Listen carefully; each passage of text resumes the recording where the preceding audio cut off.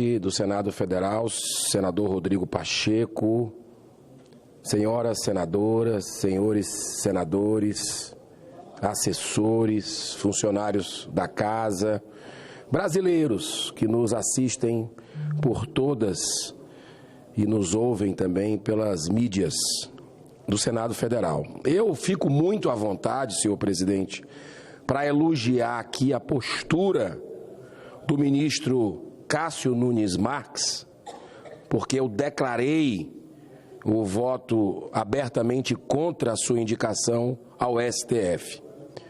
Na última quinta-feira, ele decidiu, no meu entender, corretamente, pela suspensão da cassação do deputado estadual Francisquini, do Paraná, feita pelo TSE, por causa de uma declaração a respeito da urna eletrônica, feita ainda em 2018, e considerada fake news pelos arautos da verdade.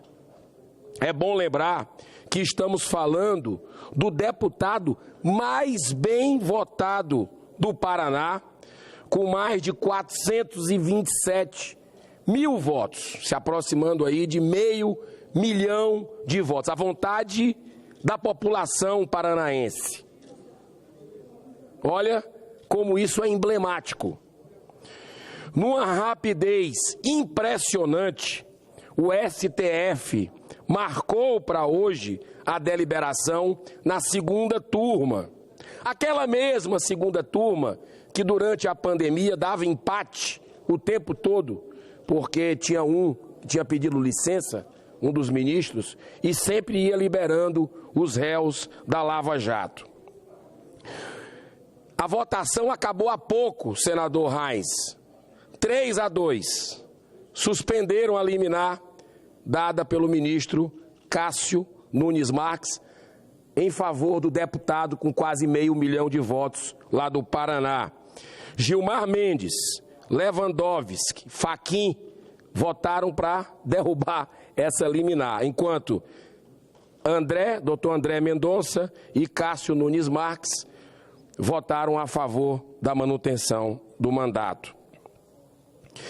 No entanto, dormem por muitos anos centenas de processos por crime de corrupção que chegam a mais de 1 bilhão de reais envolvendo centenas de parlamentares.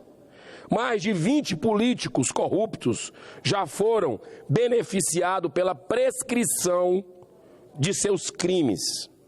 Eu não sou governista, senhor presidente.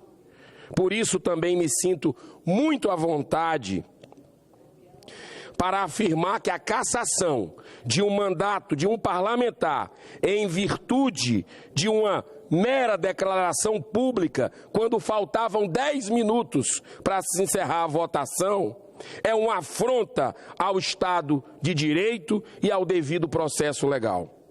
Numa democracia, ninguém deve ser punido por crime de opinião, que virou moda no Brasil. Todos devem ser livres para dizerem o que pensam. E se houver ofensa ou prejuízo a outrem, existe recurso da justiça em processo de injúria, calúnia e difamação.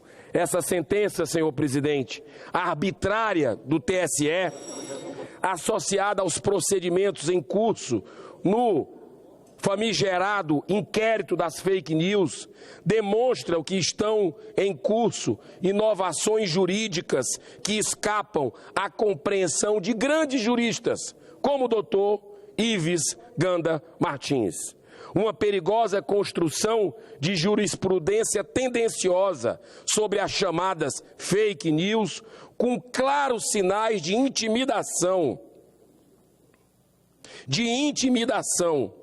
àqueles que pensam diferente e que ousam denunciar o sistema, pois nesse caso o TSE, que existe para garantir a lisura e a devida fiscalização dos processos eleitorais, se autoconstitui num órgão censor do discurso político. Tal procedimento do TSE tem muita semelhança com os abusos cometidos pelos ministros Alexandre de Moraes, por exemplo, que arbitrariamente mandou agora bloquear as contas, acredite se quiser, depois de intimidar a mãe do deputado, mandou bloquear as contas da esposa do deputado Daniel Silveira. É bom lembrar que recentemente o mesmo ministro mandou a Polícia Federal, como eu disse há pouco, intimidar a mãe.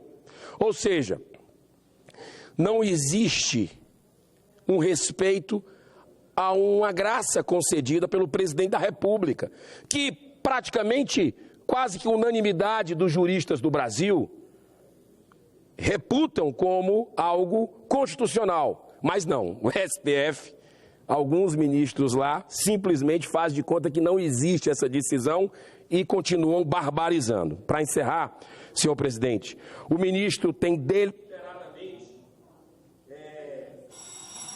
ignorado, como eu falei, a concessão presidencial do indulto, que é totalmente amparada pela Constituição, tomando atitudes típicas de perseguição e vingança, o que é muito grave.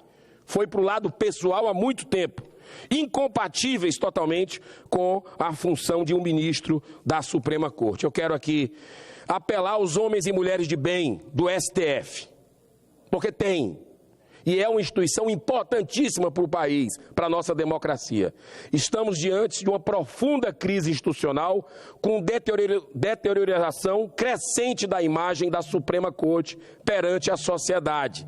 Nesse momento, não pode preponderar o corporativismo, e sim o respeito às leis.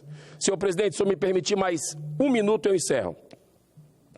O mesmo apelo devo continuar fazendo aos senadores dessa respeitosa casa. A única instituição que recebeu da Constituição, da nossa Carta Magna, a prerrogativa de coibir abusos cometidos por ministros da Suprema Corte.